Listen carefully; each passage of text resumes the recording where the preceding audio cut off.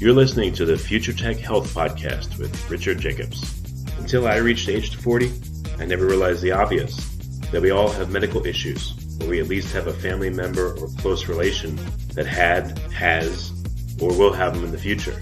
Medicine and biological systems are the final frontier.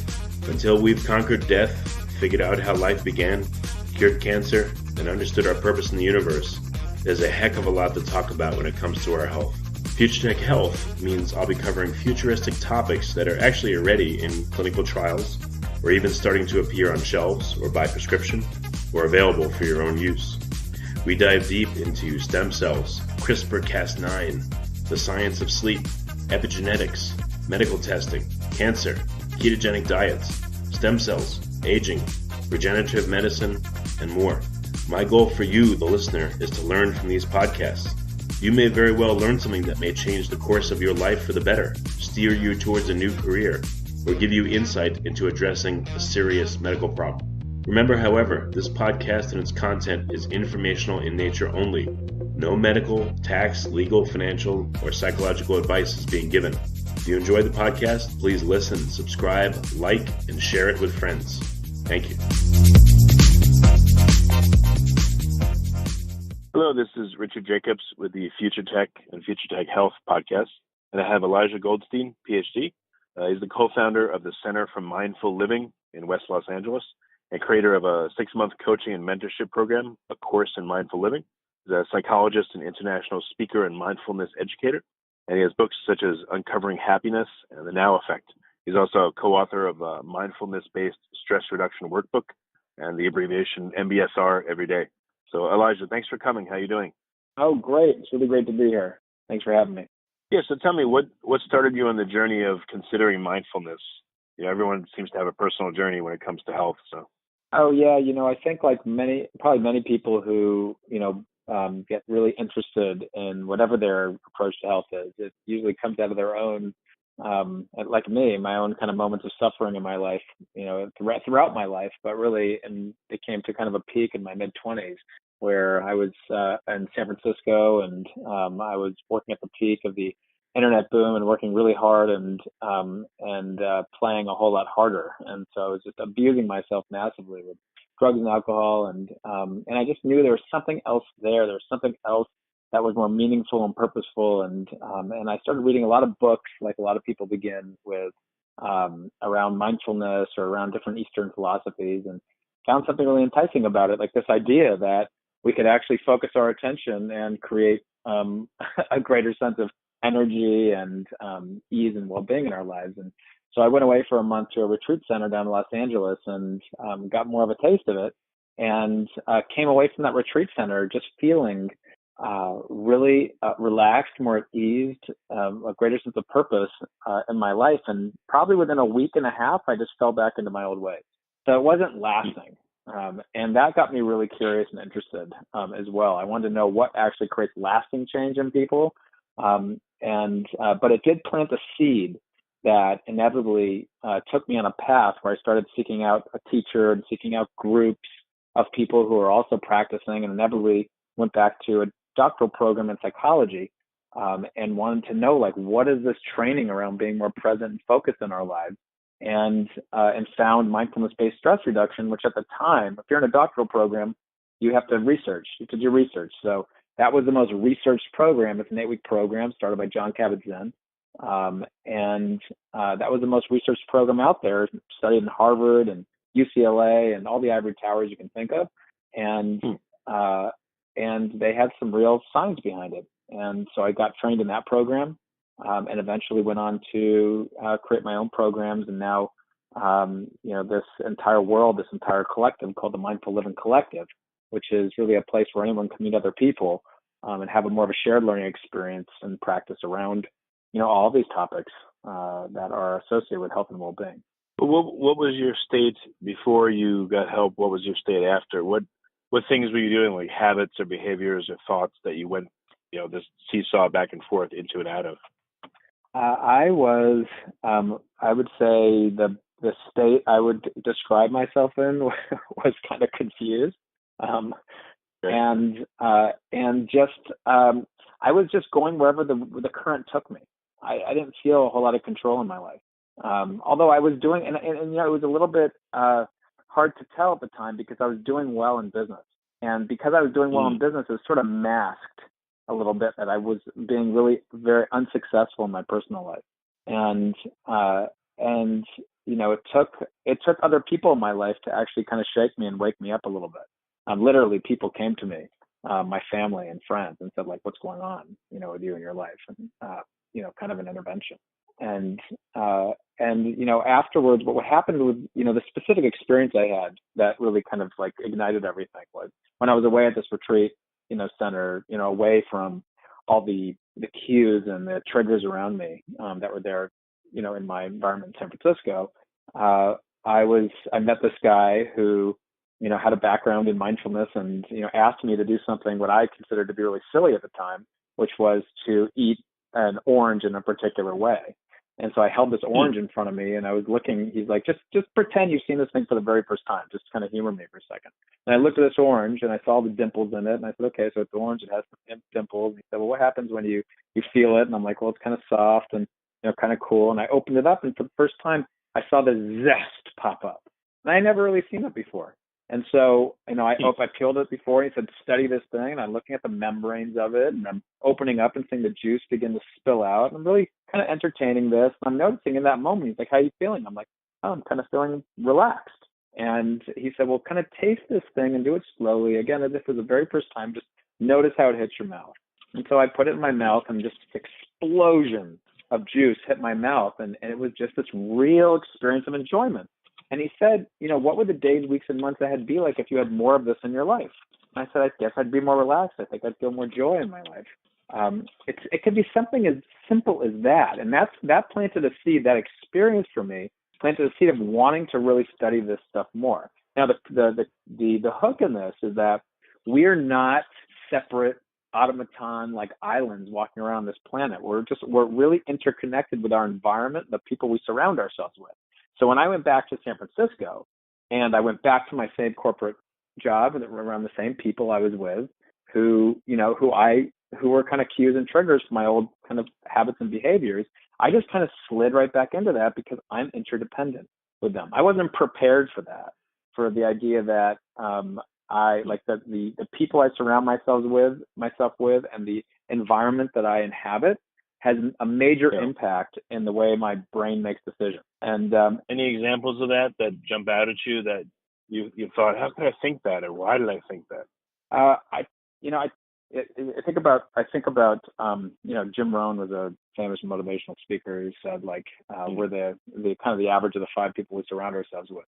And what I mean by what I hear when I hear that quote is the science around emotional and behavioral contagion, and how Nicholas Christakis and James Fowler many years ago now mined the research of the Framingham study, which was a longitudinal study on heart disease, and they found that obesity is contagious up to 3 degrees. So when your friend's friend is eating a particular way, you're going to might be influenced by that behavior and that friend's behavior and so on. And they found the same with loneliness and positive and negative emotions and life satisfaction, which they defined as happiness. And so when you ask me what thoughts and emotions I had, I think what happened was I went back to my corporate environment and they're the same people there. And my brain immediately kind of went to the place. Initially, I had a certain vibe about feeling kind of elevated. But then I kind of went to the place of well, what's one night, or, it's not so bad to do this one time, or, screw it. Classic types of thoughts that are kind of about just taking the road most traveled, and not having the people around me that inspired me to live differently. And, that's at this point in my life where I'm at right now, I'm crystal clear that the people we surround ourselves with is a strategic move in our lives and has a major impact on the way that we think, on the way that we feel, and the way that we behave. So if we want to live our best lives, when it comes to, doing things that are in our own best interest around our own health and well-being, it's really important to look at your social circle and who you surround yourselves with and the people you have the most contact with, and begin to just kind of take a little bit of a cold audit. And it doesn't mean these people are bad people or anything like that. They could be great people and great friends and stuff like that. To take kind of a cold audit and ask yourself the simple question: does this person who I spend a lot of time with in my life inspire me to live my best self? Inspire me to exercise in the way I want to exercise. Inspire me to be mindful or present and aware of my life. Inspire whatever change you're wanting to make in your life. Does this person inspire me to live this way? And to what percentage? Yes or no? And so we begin to kind of take a look at, who's in my environment here? And can I begin to curate my environment to begin to give me the energy, support me, giving me the energy I need to create the motivation I need and the momentum I need to be able to make this change I want to make in my life. And it became a really important point. And the science backs it up. Is very clear about it. That if we look at the science that Jonah Berger's done, he wrote a whole book called Contagion, and so many other people. The one I just mentioned, Nicholas Christakis and James Fowler. Like, there's a real reality around our interdependence with each other. The environment we're in and the people we surround ourselves with. And we don't realize it, but it has real implicit impact on our thoughts, emotions, and behavior. Well, I know growing up, if you're around people that do drugs, you're more likely to do drugs. And, I've lived in apartment complexes, for instance, where, the people around me were just a mess. And like I said, doing drugs and all that. And it becomes very tempting to do that kind of thing. And, I've been around people that are very negative, and that's, a huge drain. It's horrible to be around them. So I've tried in my own life to reach for happiness and reach for the positive things. But did you have to do a lot of difficult housekeeping? Did you have to tell some friends hey, I don't want to see you anymore? Or did you just kind of stop talking to certain people, or what happened? You know what it was for me was I did start kind of creating, let's say, little groups that met regularly to kind of engage with things that made me feel better. Like I created a group specifically around a program called The Artist's Way, and that was to kind of influence my own creativity. We had regular meetings so I could surround myself with those people. But the biggest thing that I did, which is not always available to most people, is I actually moved, and that's when I went back to graduate school. I went back to graduate school, and again, it's not available to everyone, but I inevitably went into a place where I had more frequent. This is why I know this is so true and why this works so well.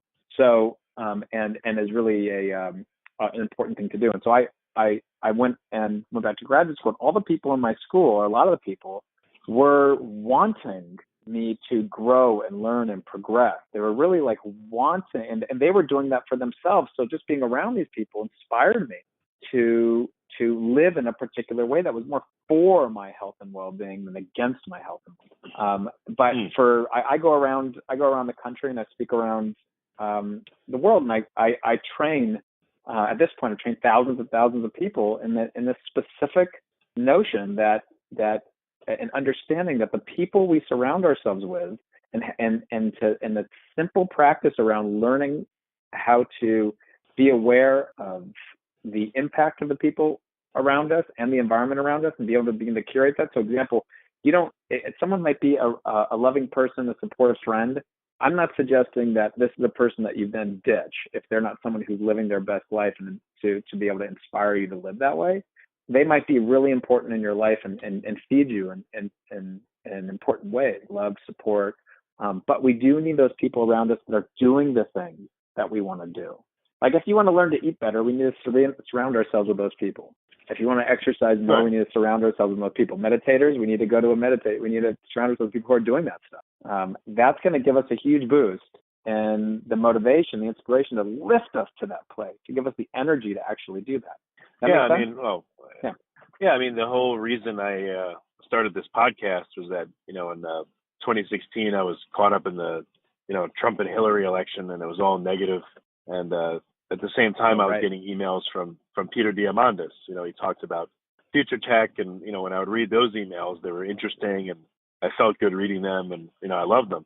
So I made a decision: am I going to focus on negative stuff, or am I going to focus on positive stuff? So that's actually what led to the whole creation of this podcast. So it's been one of my favorite things I've ever done, but that was like a big choice in my life, if that story helps. That absolutely, that decision you made, that was a perfect example. That decision you made that decision. You're in a certain state of mind that led you to make that decision. And no doubt that then has had ripple effects across many people's lives, because now when I say surround yourself with the people, it's also surround yourself with the material.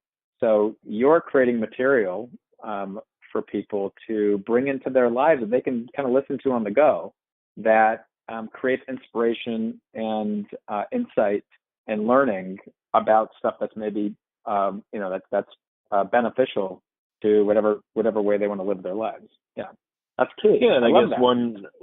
one thing that may be helpful is I didn't know where things would go or how they would turn out, but I just did it anyway and said, all right, let's see. So I don't know if you've experienced that, but when making choices, big or small, I guess there's some aspect of it where you have to say, like, let's just try it and see what happens, without trying to analyze it to death, if it'll help you do the best thing or not.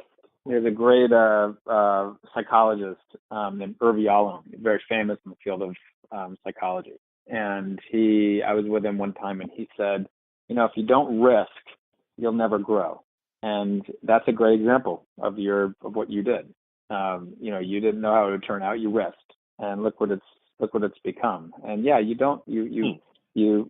think all the most successful people who are out there, and successful, what I mean by successful, and whatever success is defined as for that person, meaning like they feel fulfilled in life, they feel grounded, they feel a sense of balance, not just financial success, but are people who have risked, have taken that leap, and then if it didn't work out for them, they adjusted, and if that didn't work out for them, they adjusted. But most of the people are kind of clear to some degree on why they maybe what they wanted to do this for. To some degree, sounds like you were kind of clear on the what, and maybe even the why, like why you were doing it. Yeah, it was just a simple reason why I wanted to learn things I wanted to learn, and again, learn positive things that were interesting to me instead of focus on negative things that don't help at all. But so is there a simple framework for people to get started on this process? I mean, do they sit and make lists? How do people embark upon change like this? Yeah, to make it really practical. I mean, there's two areas that I come from. I come from the background of mindfulness. That's the thing that's been so helpful to me in my life, which is this practice of training myself to just be more present and aware. It's just a variety of different meditation practices and different practices that have nothing to do with meditation, but just this idea of just knowing what I'm doing while I'm doing it. And just coming back to that again and again and again, and fine tuning that just like you would when you learned how to play an instrument or learned how to drive a car or anything like that. And then there's this idea of curating your social circles and your environment. So a specific example around both of those is around mindfulness. It's a trainable thing. Your brain is memorizing a procedure. It's basically as simple as that. If you want to be more intentional, focused, and present in your life, you can train that just like you train anything. And so that just starts with sitting and pausing or standing or walking, whatever you want to do. And just for a moment, just seeing if you can notice how your body's feeling, notice the quality of your attention, notice how you're feeling emotionally. If you want to go, and that could be like a 30-second practice. If you want to go a little deeper, there's a ton of apps out there that have a variety of meditations. But when it comes to getting the motivation, energy to do it, it's really helpful to surround yourselves with people who are doing this type of thing.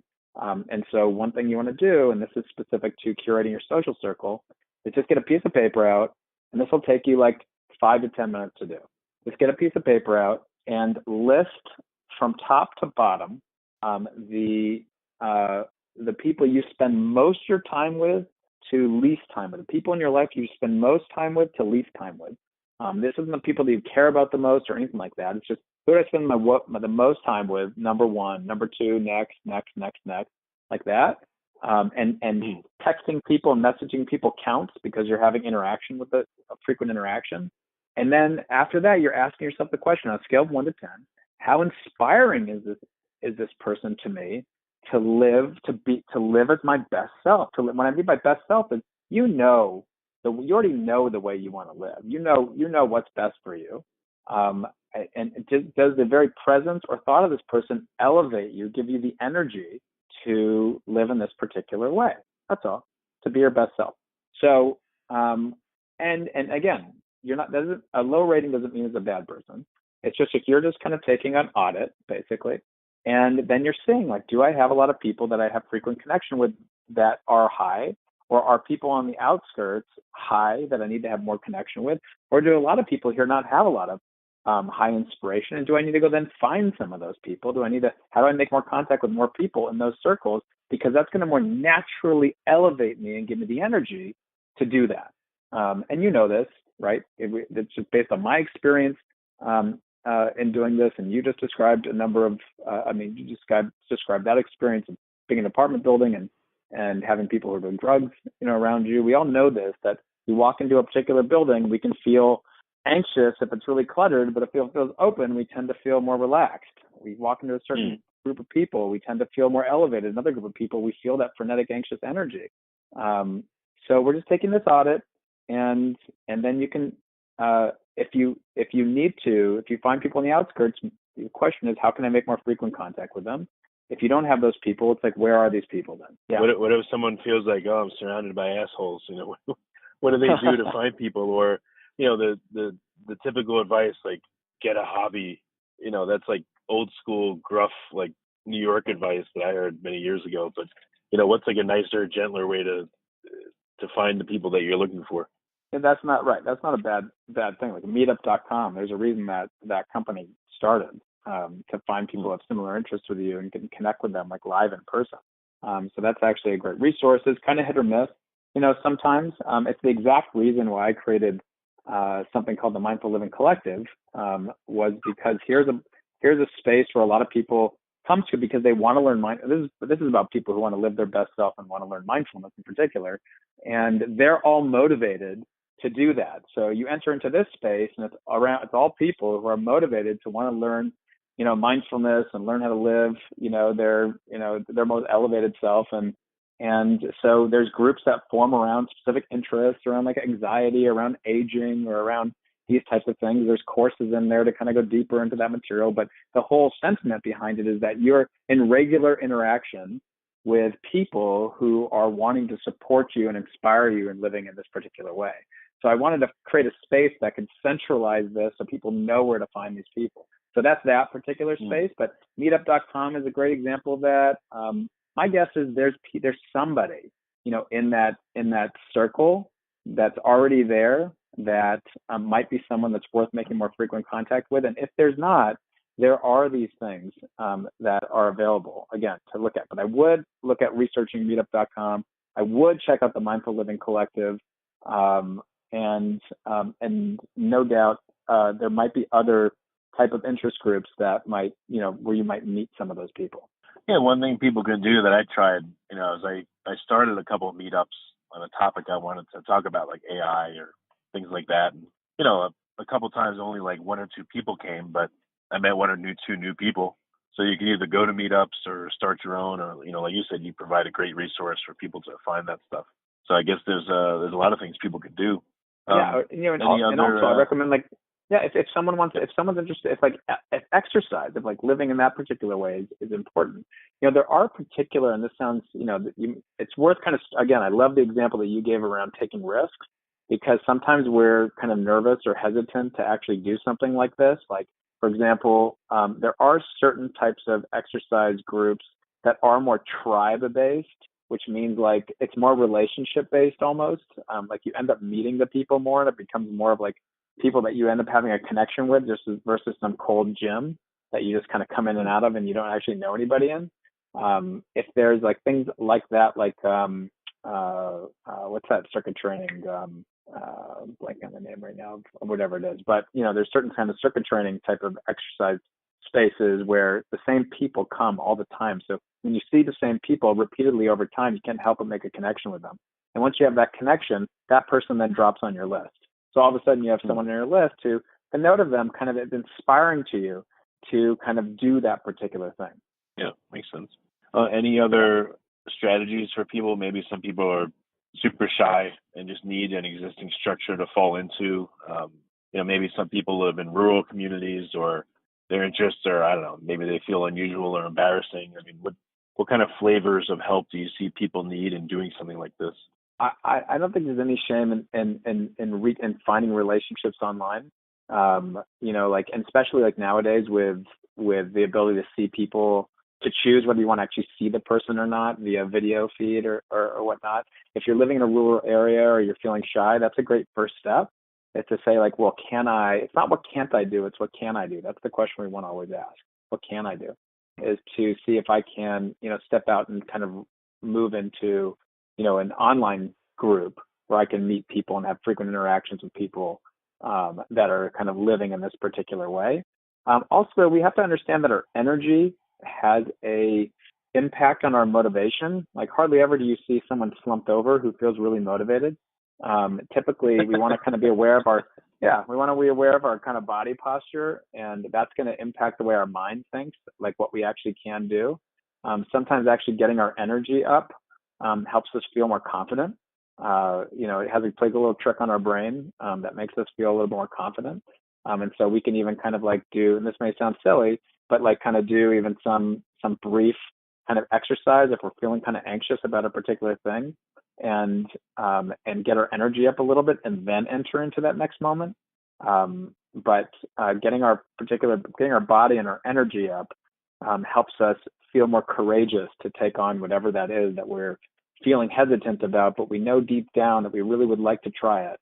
Whether it's a meetup or going to a particular, again, circuit training group, or whether it's going to, whatever it is that live thing is. And again, that online space is a good mediating point. And I know we have a lot of really warm, wonderful people, in the Mindful Living Collective that have also live in rural areas too, and have been able to make great relationships with people over time that, for them, they see it as a lifesaver. Any misconceptions people have about mindfulness? Like they say, oh, I'm supposed to sit there and eat a blueberry for an hour and think about the universe. I mean, is there anything people say that, is dismissive, but a misconception? Oh, yeah. I think mindfulness, has been put out in the magazines and touted as like this panacea. It's the cure-all for everything. I was just on an airplane back from New York to LA, and they have a mindfulness hour-long, episode on there. And it's like the guy says, see this medical chair? If you sit in this medical chair, it'll cure. And he lists like 50 things. It almost seems like it'll cure your life. It'll be like amazing. He goes, there is no medical chair. That medical chair is mindfulness. And I'm like, oh God, geez, you ruined it. So, because the reality is that's the problem. Like if you kind of pose it as a panacea, which it's not, mindfulness, there's a lot of doubt that gets raised, and it should. But mindfulness is really a simple practice of mental fitness, of training our minds to be more available, to be able to see the choices in front of us, and to be able to focus on the things that are going to be for us instead of against us. Like if your mind typically is one of those minds that focuses on a lot of worries or focuses on ruminations in the past, and it just kind of does that, and you feel kind of, you walk around feeling kind of anxious or stressed all the time, then mindfulness, what mindfulness can help do, at the very least, is start to train the ability to focus on the things that are going to be more supportive to you, and maybe focus on the things that you need to actually do and accomplish, or focus on the things that matter to you more in life versus the worries and ruminations that are there, or maybe focus on the worries, but focus on them more intentionally so you can actually plan and prepare versus letting your mind go to the worst case scenario. So it's a way of mental fitness that can actually help you tune your nervous system, but it's certainly not something that's going to, for sure, you practice mindfulness, it's going to cure cancer, and it's going to bring you $1 million, and it's going to like do all this stuff, which this video seemed to be kind of touting. But it does give you a greater sense of perceived personal control, and it's totally trainable, like anything. It really is. Your brain has something called procedural memory. It memorizes procedures. And when you practice and repeat something with certain level of repetition, you get a little bit more mastery over it. And perceived sense of control is correlated with study after study with feeling more well in life. When we have a perceived sense of lack of control, that tends to be more associated with anxiety and depression. And certainly what we're doing is we're we're really training this locus of personal control with mindfulness. We're harnessing the ability to focus on the things that are going to be supportive to us. Getting a bit more control of our minds. And again, practice and repetition, your brain memorizes certain procedures, and it really is as simple as that. But it's getting the motivation to get the practice and repetition going. That's the harder thing, and working with our doubting mind. And that's why I bring up the idea of, look in your environment, look at the people you're surrounding yourselves with, because they also have an impact on giving you the energy, that helps supporting you, inspiring the energy in you to actually do this stuff. But it doesn't have to be dependent on them. We can kind of, also drum that up in ourselves. Okay. Well, very good. So what's first step or two for people that are listening that, they feel like they need some kind of relief or improvement in their circumstance or their friends or, whatever it is going on in their life? Like what are some initial first steps they can take? I would say that a simple thing you can do in your life, aside from kind of just having a kind of a scientist mindset, just experimenting with different readings and writings, and maybe listening to things like this, or playing with different apps that have meditations on that. The simplest thing you can do is be on the lookout in the day and where you notice your body tensing, and see if you can notice that tension and then soften your body, or open the space where you notice the tension. If you did that throughout the day, that would actually train some mindfulness, and also make your body feel a whole lot better and make you feel better. Very simple thing to do. Just have to remember to do it. Is my body tensing right now? Where is it bracing? The first thing we do in this 6-month coaching program I have called A Course in Mindful Living, which you mentioned earlier. But that's a very simple thing to do that really takes no time out. But then in addition to that, you can explore certain writings and articles or books, or listen to podcasts or experiment with different meditations. But I do think it's good to, if you are interested in like mindfulness as far as like really learning it, it's good to enter into some structured program of some kind. So you have like a teacher and you have people you're learning with, and that kind of thing. There are in-person programs like mindfulness-based stress reduction, great introductory 8-week program that's various places all around the world, but certainly not available everywhere.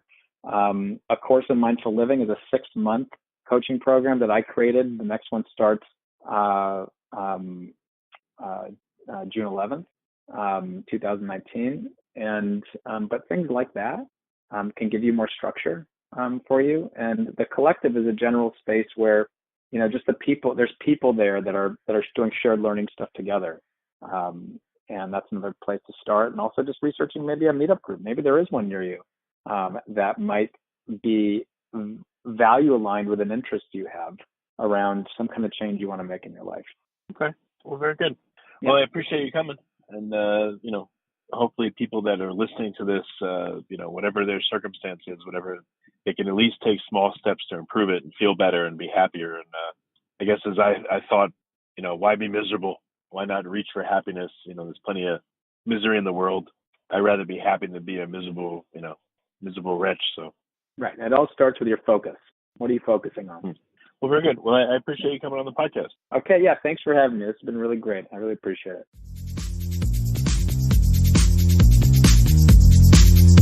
You're listening to the Future Tech Health Podcast with Richard Jacobs. Until I reached age 40, I never realized the obvious, that we all have medical issues, or we at least have a family member or close relation that has, or will have them in the future. Medicine and biological systems are the final frontier. Until we've conquered death, figured out how life began, cured cancer, and understood our purpose in the universe, there's a heck of a lot to talk about when it comes to our health. Future Tech Health means I'll be covering futuristic topics that are actually already in clinical trials, or even starting to appear on shelves or by prescription, or available for your own use. We dive deep into stem cells, CRISPR-Cas9, the science of sleep, epigenetics, medical testing, cancer, ketogenic diets, stem cells, aging, regenerative medicine, and more. My goal for you, the listener, is to learn from these podcasts. You may very well learn something that may change the course of your life for the better, steer you towards a new career, or give you insight into addressing a serious medical problem. Remember, however, this podcast and its content is informational in nature only. No medical, tax, legal, financial, or psychological advice is being given. If you enjoyed the podcast, please listen, subscribe, like, and share it with friends. Thank you.